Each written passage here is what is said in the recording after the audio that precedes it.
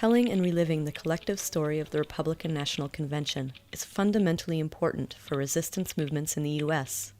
By remembering these huge sparks in activity, we remind ourselves that we can confront the state in all its might, and all of a sudden, another world seems so much closer and so much more real. But just as important as telling our collective stories is learning from our collective experiences.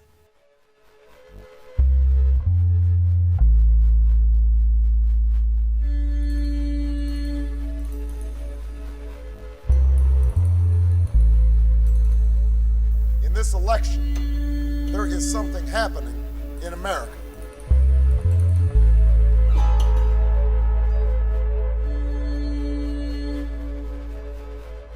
I know these are tough times for many of you. You're worried about my friends, my dear friends, please don't be diverted by the ground noise and the static.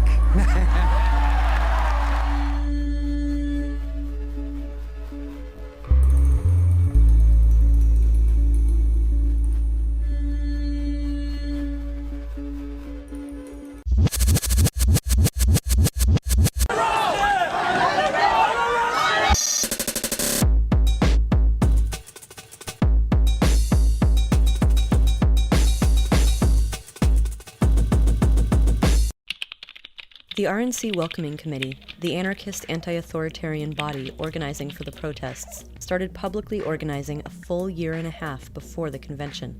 This amount of lead time is something that hasn't been prevalent in the North American protest culture since the summit protest era at the height of the global justice movement. On Labor Day weekend 2007, exactly a year before the convention, the RNC Welcoming Committee held a weekend-long planning and training meeting, attended by hundreds of activists representing organizations from around the country. What kind of activities are expected for the protest? Well, something that came out of the first RNC was that we were going to blockade the streets and try to prevent the delegates from reaching the Xcel Energy Center and, in the Welcoming Committee's words, crash the convention. The RNC Welcoming Committee is not planning any actions or protests ourselves. We are more or less just creating the clearinghouse for people to come through us to have those actions happen. We plan to provide you with over 300 buses and hundreds of private cars to transport you from your lodgings to the Xcel Energy Center, all 4 days of the convention, with more than several freeway entrances into downtown St. Paul, including the I-94 Kellogg exit, the I-94 5th Street exit, and the I-94 12th Street exit. Getting to the Xcel Energy Center might be half the adventure.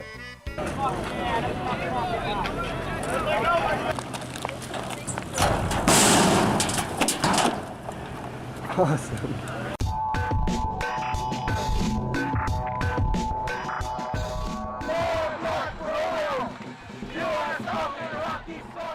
With the coalition to march on the RNC and stop the war, scheduled to march on the Xcel Center the same day as the RNC Welcoming Committee's Crash the Convention's blockade, organizers for both groups worried about how the two actions would play out together in the streets. But in February '07, organizers for both groups came together to establish the St. Paul Principles. What it was a way to make sure that all the work of the local organizers wouldn't get pushed aside when the national groups came in. We've had a lot of success having other groups sign on to the St. Paul Principles, and it's actually pretty historic. The first thing mentioned is our solidarity will be based on respect for diversity of tactics and the plans of other groups. Meaning while people might disagree with tactics, we all recognize which side of the barricades we're on. There will be a separation of time and space for actions.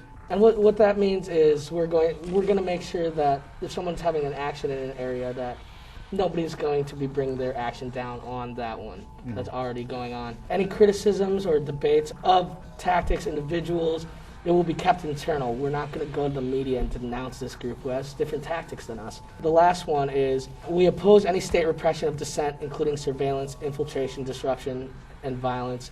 We agree not to assist law enforcement actions against activists and others. It's pretty nice to see that people seem to be coming around to the idea that when it comes to a protest, the police are very firmly on one side. This is your final warning. You will be subject to if you do not disperse and clear this street. In some sense, the Battle of the RNC was kicked off on Thursday, August 28th, with the erection of Bushville, a tent city modeled after the Hoovervilles of the Great Depression. This encampment on Harriet Island would serve as a home for the poor and homeless arriving in the Twin Cities to protest the Republican National Convention. Homeless people sleep every single night across St. Paul. The only difference between myself and other homeless people that would be here in St. Paul is the fact that they don't have signs up. Is that the difference? Is because we're saying something about what's happening in this country? We know our families don't have the kind of health care that they need. They don't have the kind of housing that they need. We live in a rich country, and none of us should have to be dealing with 9,000 police officers just to talk about what's wrong in this country. On Friday, August 29th and Saturday, August 30th, police made a series of preemptive strikes against the movement. Armed with a search warrant, police kicked in the door of the RNC Welcoming Center, a convergence space for protesters. They ended up breaking through the door. All of us were in there. They had us get down on our stomachs as we were watching a movie. We were both terrified. The cops went and started plastic cuffing everybody for our safety and for theirs, supposedly, as he is crying and in hysterics. The Ramsey County Sheriff's Department and the SPPD raided the RNC convergence space and detained over 50 people in an attempt to preempt planned protests at the RNC on Monday. Looking for items found in any Twin Cities house like jars, paints, and rags, this attempt to portray us as criminals and destroy our credibility has already backfired, as evidenced as the masses of people who have come to support us. Frank, it's Gina. There's 2 more house raids going on in Minneapolis. One's at 2301 23rd Avenue South, and the other's at 3240 17th Avenue South. Just thought you might want to know. Me and my partner were sleeping, and I was naked, and officers came and separated us and made me lie on the floor naked for about an hour.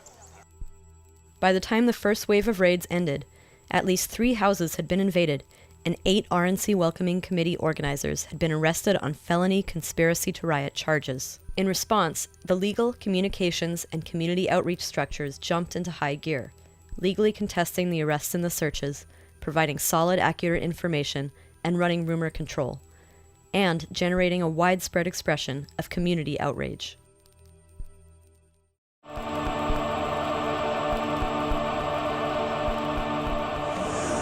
PFC Shane Penley, age 19, Sauk Village, Illinois. Died in Iraq April 6, 2008. We will remember you.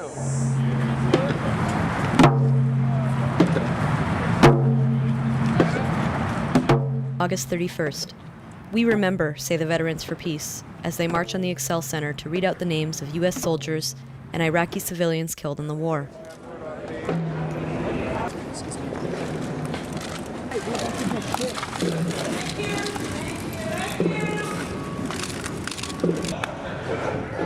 Let them in!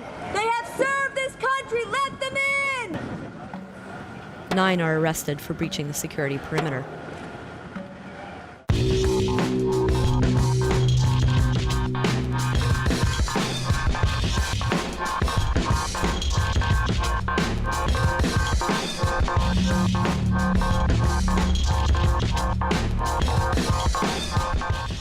Monday, opening day for the RNC.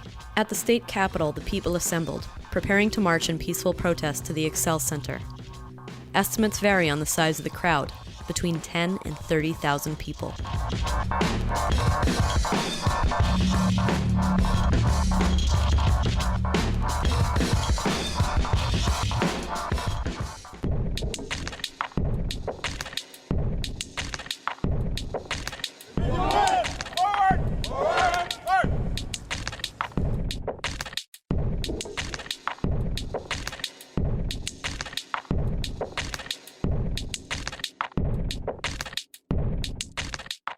The police were armed with extended batons, pepper spray, tasers, tear gas guns, automatic rifles, and guns firing less lethal projectiles. Today, public order would be kept by 3,700 police from across Minnesota, with the help of thousands more from over 30 agencies. The RNC Welcoming Committee had divided St. Paul into 7 sectors so that groups throughout the country could coordinate their actions and blockade as many access points as possible. Each group created a unique blockade, independent yet collaborative. Major entrance and travel points in each sector, from highway on-ramps to busy intersections to hotel shuttle bus loading spaces, were claimed by the affinity groups.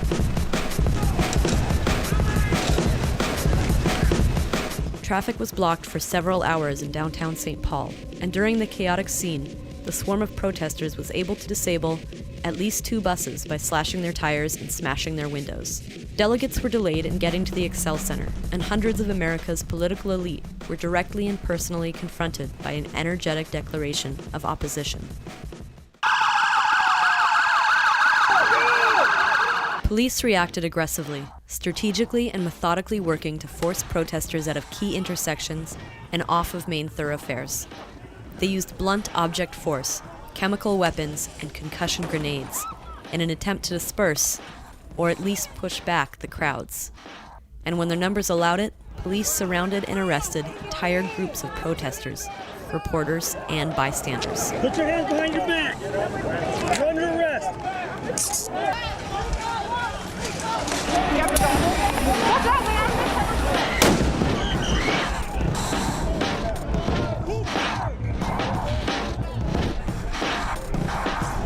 Get down!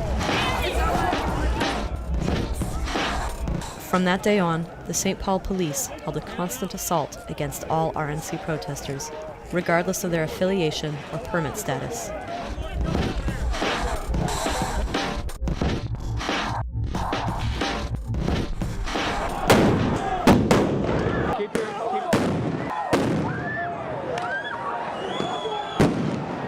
We remember the U.S. tank that fired on the Palestine Hotel in Baghdad, killing Spanish journalist Jose Cuso, and the U.S. missile attacks on the offices of Al Jazeera in both Iraq and Afghanistan, shortly after the U.S. invaded those 2 countries. Altogether, at least 217 journalists and media assistants have been killed in Iraq since the start of the U.S.-led invasion, according to Reporters Without Borders. Recently, indie media journalist Sally Grace Ayler was raped and murdered in Oaxaca, Mexico, in a case linked to political repression, much like the case of indie media videographer Brad Will, who in 2006 was gunned down in Oaxaca while covering the teachers' strike. Journalists serve as the eyes and ears of democracy. Without free access to the story, there can be no freedom of the press. In St. Paul, the police escalated their usual heavy-handed attack on media activists by first detaining, nearly a week before the convention began, members of the Glass Bead Collective. They confiscated our cameras. They confiscated our notes. They confiscated our computers. What they took away is our ability to report. Later, police raided Eyewitness Video, a cop watch group. Their footage of police arrests at the RNC 4 years ago in New York resulted in hundreds of arrested demonstrators getting off, since the Eyewitness Video footage showed time and again that the police were lying about the circumstances of the arrests. We were videotaping and photographing as we heard the police bust through an attic door, yell police, come down the stairs, and enter the living room with a handgun drawn on us. Come on, top your head, please.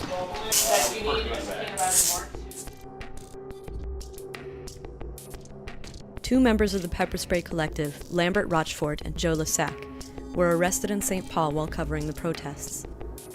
They were both held for days, and their cameras were not released until after the story they traveled from Seattle to cover was over.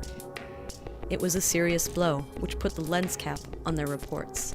Hey, right there. Ma'am, Release the accredited journalist now! From the You are convention violating my constitutional right. You are Sidewalk violating now. Sir, I want to talk. Authorities picked up a rock only to drop it on their own feet with the arrest of Democracy Now!'s popular host Amy Goodman and her crew. The police quickly let Amy out of jail as they were inundated with a storm of calls and other pressure demanding her release. Independent filmmaker Flox Rostrom operates Mobile Broadcast News, a school bus that serves as a video production facility, roaming the country to cover underground news. Throughout the RNC, the St. Paul police attempted to break in numerous times without a warrant, forcing the mobile broadcast news crew to keep watch 24/7. Get out of here! Get down on your face! On your face! Get down on your face! Ow! Your back! Domestic preemptive raids and arrests against protest organizers and the press marks an escalation by the authorities. They clearly wanted to cripple the movement and our ability to report on it, and certainly did not want the unblinking eye of the camera trained at them while they did their dirty work. These tactics raise political questions around the constitutional right of freedom of the press and exposes the ugly face of the police state.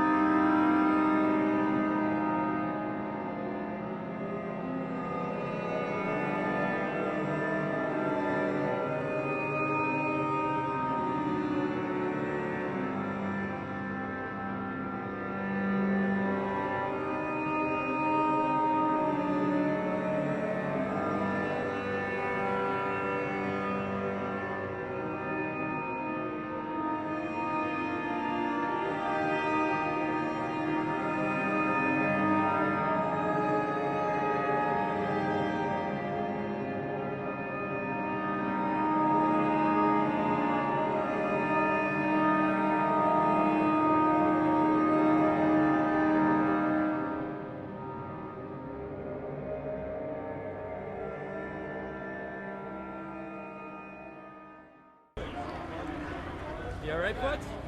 Yeah, I'm all right. They only got one eye. I still got one left.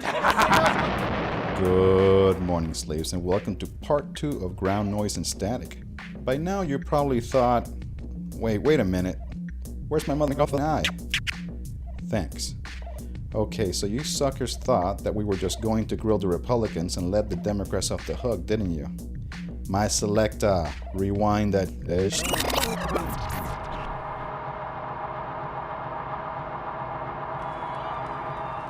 Our team of video ninjas went to Denver for the same reasons we covered the protests in St. Paul's. There is a resistance movement growing throughout the land and all around the world.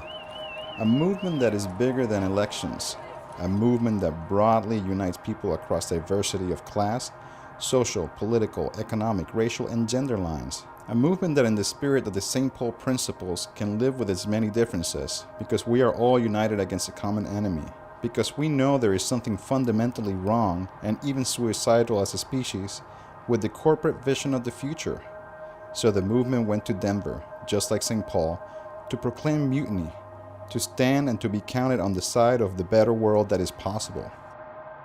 Our immigrant sisters and brothers are being rounded up by the thousands, dragged out like slaves, dragged out of plants and factories, out of their home, thrown in prison. Some of them are dying in prison for lack of medical attention, deported.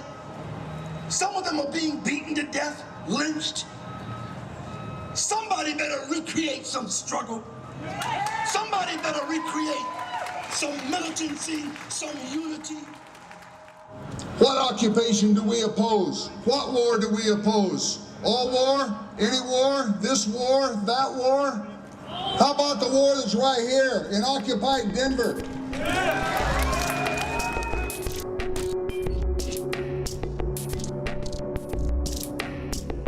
With the DNC coming to town, it's like Santa Claus has dropped off gifts for the Denver Police Department, only these gifts are in the form of new riot shields, new security cameras, and gas canisters to use on protesters. Have you noticed that with all this talk of stopping terrorists and Bin Laden and all that stuff, and all this militarization and homeland security, that it all comes down to the government's guns pointing at us? This is what happens in a nuts country, not what happens in America. You can't even walk down the street without them coming out with their war gear on.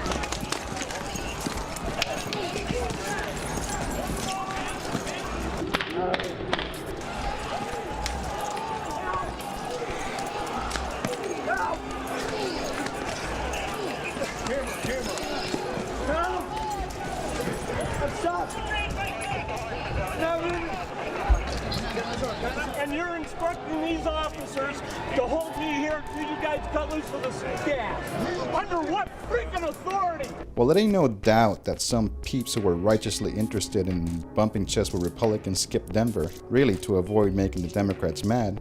It is safe to say that those who showed up in Denver, and there were lots of them, were clearly sick of the two-party corporate police state system. And when the people, hurting from the financial mismanagement of this country, called for accountability for the crimes that have been committed against the people here, against the global community, against nature itself, the Democratic leadership took impeachment off the table. Even greater use of clean coal technology. We need to have clean coal technology. And that's why we had to invest in clean coal technologies. The DNC was also being billed as the greenest convention ever by the Dems, and a need to seriously confront green capitalism was seen as a necessary component to the protest. One of the most prominent things that we see every day is this thing called greenwashing. And it's when corporations will try to say that they're a part of this environmental movement. The problem with that is that these companies aren't part of our sustainable future. And the sooner that we realize that, the sooner that we're going to get rid of them, divest from these companies, let them die, and start building up something that's truly sustainable. The clean coal lobby was out in force at the DNC, passing out fans and buttons touting the virtues of clean coal without even explaining what it is.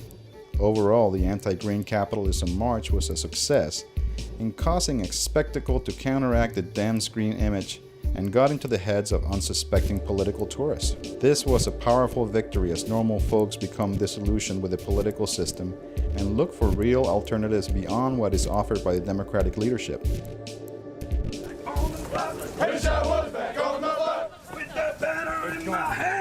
One of the best indicators of how shaky things are for the rich is the role of Iraq vets against the war. Fresh back from the killing fields, these mutineers are driven by their own experiences to confront Democrats and Republicans alike. GIs have to stop fighting the war. That's how it ends. And they need the support. They need to see people in the streets that are supporting them so that, when they actually resist and when they go AWOL, that the people are there for them. More and more vets, and now active duty military, are joining IVAW to stand and confront their masters. Ron Kovic, paralyzed Vietnam veteran, whose story is detailed in Oliver Stone's movie Born on the 4th of July, and who in real life rode his wheelchair to disrupt the Republican convention in 1972, never stood so tall as to when he wheeled out of this year's Democratic convention to stand with IVAW as they faced off the cops and their political handlers. When I have to go inside of a cage to dissent, to question authority, is that the freedom that I sacrificed my body for? In the next couple of days, we are going to find that freedom. We are going to allow the American people to know that we are not going to be silenced. That's what being an American is all about. We refuse to be silenced. They will not cage us. We will not go silently into this dark American night. This was a photo-op moment. Rank and filed, disciplined, silver bugle and all, standing against the masters of war. Here's how it all went down.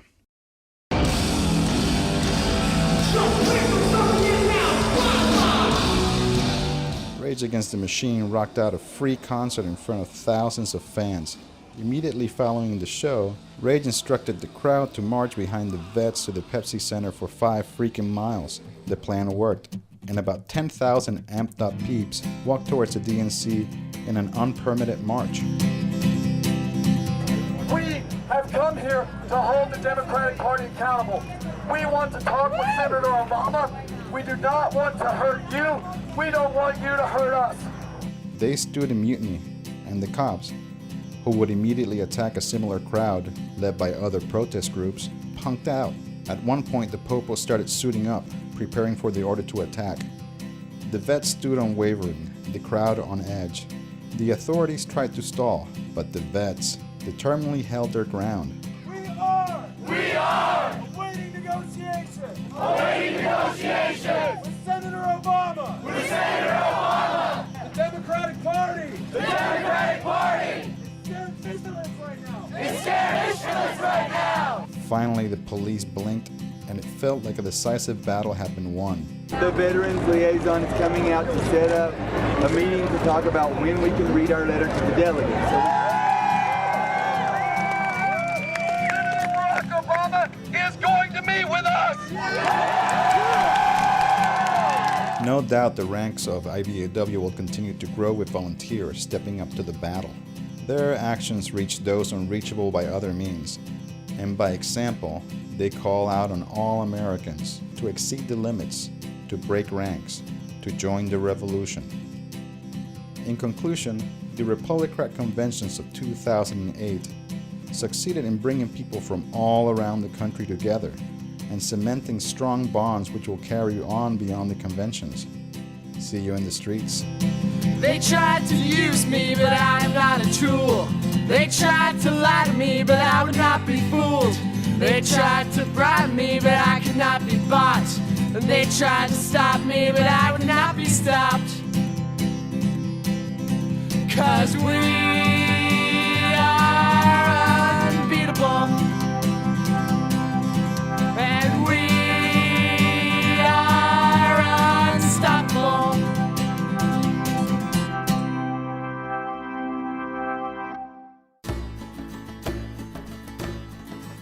When you feel like you lost all your hope, when there's no one to help you find where to go, don't have to look far, you know where I am.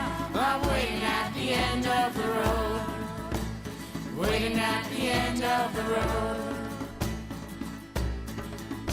We're traveling, don't feel alone, no matter how far you are from your home. 'Cause when you look up ahead, you'll know where I am. I'm waiting at the end of the road.